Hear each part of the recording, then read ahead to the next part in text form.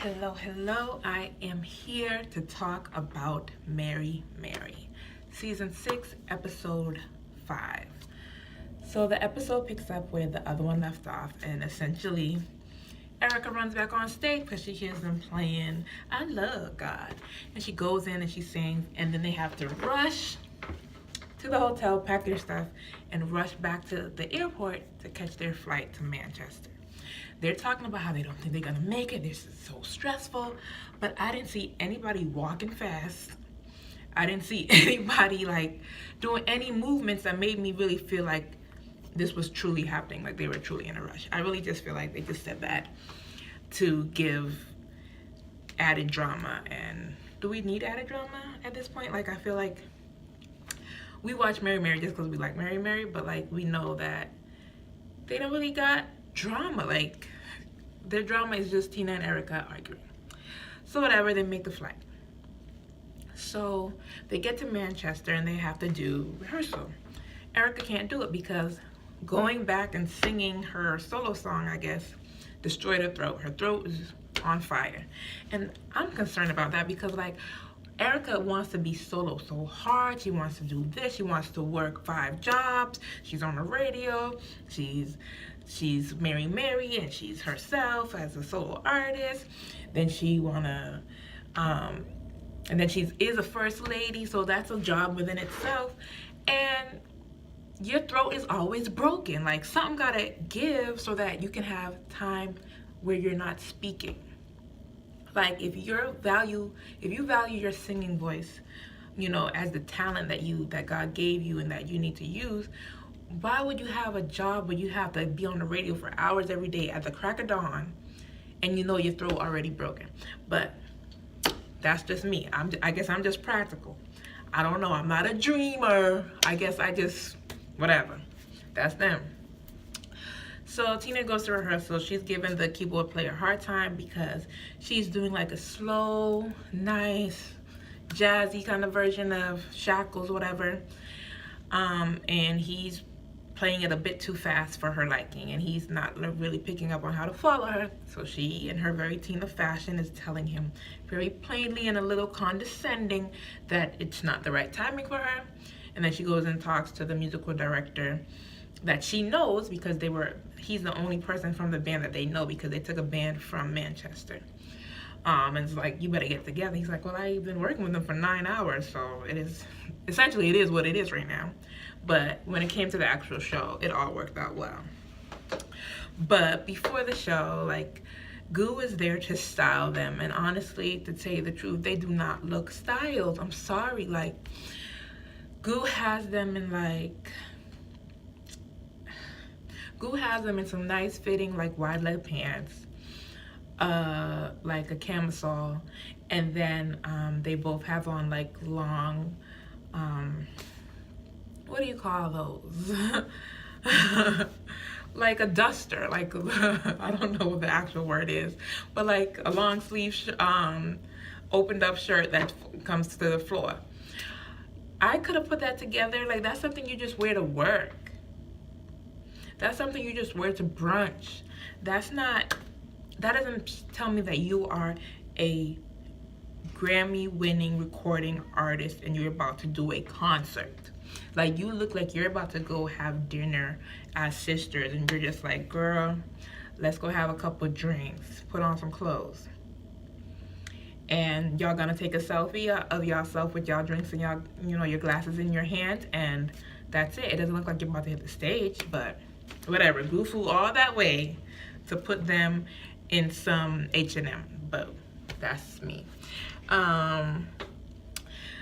What else? So the concert's over. Unfortunately, there was another terrorist attack in Manchester.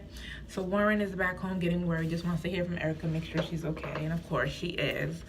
And they make it home, and Warren has this beautiful, like, delayed anniversary surprise for her with the pathway of rose petals and candles, and they're in this beautiful hotel suite, and they have a nice time. It's not too gushy, it's not too overtly sexual like Teddy and Tina would do.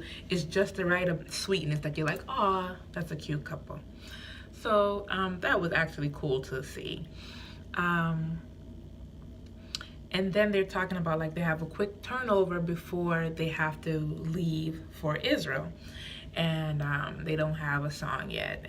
And Warren's just like, yeah, I'm not talking about that tonight. It's my anniversary night. And that's it. So we go and we see now that Tina, in the couple days that she has, in her hometown, she is going to plan she's having a graduation party for her daughter Leia, who's graduating middle school. And I honestly don't see nothing wrong with that, except the fact that Tina is hands-on with everything, when I feel like she has money and she has a lot of family, so she shouldn't have to be like, if you already got the venue, if your Leia already invited all her homies, have one sister pick up the cake, have one, and just everybody just get there and be happy. Like, why is it like feeling like you are like planning this intricate thing? It's like, it's not even at, like, it's away from your house. I can see if it was at your house, but it's away from your house. So it's not like you have to be cleaning and this and that and arranging things and doing decorations. You are doing it at a place. So it should be easy, but whatever. Tina's acting like she's stressed out. And poor Miss Honey. Miss Honey just looks tired. Like, I personally have a problem with how Miss Honey is working as a full-time au pair. She don't got no days off. Like, she works weekends, holidays, everything. Like, she just looks tired to me. And like, Erica's like, hey, like, can mommy go home and pack for Israel because she been here with your kids? And Tina's like, absolutely not. She's still on the clock. I pay her, so she ain't going nowhere. And my thing is, if you want your mom to be your kid's nanny, that's fine. But mom should be treated like, mom still. So that means that if all the other nannies worked 80 hours a week, mom's is only working 30. And when mom says she got to go, she should be able to go. But no, Tina actually takes her mother outside and is like, listen, don't be telling people how you ain't got time to do this. Don't put that on me. And is talking to her out of turn. Like, I wish Miss Honey would like just square up and just be like, I had you and all this money that you got. Even if I wasn't watching your kids, you supposed to give me this money because I raised your crazy self. And you think you good now as an adult? You should have seen how crazy you was when you was little, and I had to be taking care of you. So I don't know, Miss Honey better than me, because I would have already embarrassed Tina in front of everybody. But whatever. So then what happened after that? So Leia did have her graduation party, and it was cute. Only thing I didn't understand is, like, for all that fuss, the cake was like this big. The cake was little as hell. Like, yo, you just picked that. Like, that's one of the ready-made cakes that all they do is write your name on it. Like, that did not look like a cake that you pre-ordered, that you were like doing this great party for. Like, that looked like a cake that you was like, yeah, what kind of cake is that? Okay, can I how much? Yeah, can I get that? Yeah, it's Leia, L-A. Like, you was just spelling it and getting it that day. Like, that's not, girl, that party didn't look like nothing. So Warren wants to talk to her about this song, and she's like, she ain't doing no song. She ain't putting that stress on herself. She's good. I'm like, whatever, man. Like, Warren just needs to get his money together and hand it back to Sony. Like, I feel like that is what he needs to do and be done. So they go to Israel. Side note, while they walking through the airport going to Israel, Erica has on like jeans, a white tee, and a funky jacket. That to me looked more like a recording artist than what the hell she had on in England, which, I don't know, it bothers me. Because first of all, England is known for having like funky fashions. I feel like Erica should have got there like a day before and like got them something for like to represent the country that she's in or something. But she got them some plain neutral colors from H&M, but whatever. But I do feel like what Erica was wearing in the airport was funkier than what she wore on stage. They get to Israel. It's going good. They go to the beach, whatever. And Tina and Erica go back to like the hotel balcony after the end of the day, talking about what a great day it was. And then Erica want to sneak in the Israel thing. When I tell you, Tina had all her ham hocks out, like her whole, that part of your thigh that's coming up to your booty, like all that was out. And I'm like, this is the same Tina that when I first started watching this show, she didn't even want Goo to like style her in anything that had her arms out. Now she's sitting there with her bathing suit on and her bikini and her like cover up. But her cover up, like, I think just stopped like right under her booty. So when she sat down in the chair and put her feet up, that whole side is just, I'm like, Tina, you need a lap scarf. Like, you gonna let the people see all of that? Like, if we saw it in context, like when we were at the beach, we saw Erica and her little cover up. But in context, and while she's standing upright, it's like fine. But when we see the whole length of your leg from hip to toe, from the side, I don't know, that's a lot for me. And plus, she thick, so at that angle, that side meat, that thigh meat kind of gets to hang and drop. So I wouldn't have done it, but I guess she brave now. She feeling herself, because before she didn't show her legs and she did not wear anything that showed her arms, if you remember the old seasons. But she said she still ain't doing no songs, and Erica was like, oh, so I'm so glad that you're in a place where you've reached a new level of consciousness where you don't do nothing no more. And I'm like, you damn right, Erica, because she tried to make it sound mad deep, but the bottom line is she ain't doing nothing no more. And then the part that two things I didn't get about this. 3 things. And then we done.